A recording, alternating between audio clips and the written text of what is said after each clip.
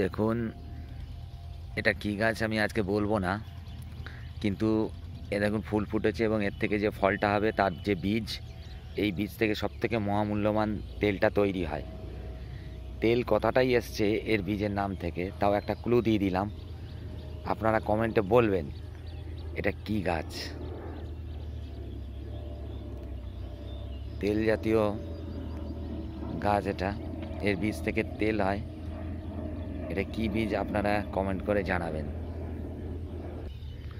আর এই ফুলে মধু এত সুমধুর যে মৌমাছি এখান থেকে মধু আহরণ করে এই সমস্ত ফুল থেকে। আমরা ছোটোবেলায় যখনই এই মৌমাছি ফুলে ঢুকতো, আমরা এইভাবে গিয়ে এরকমভাবে আটকে নিতাম।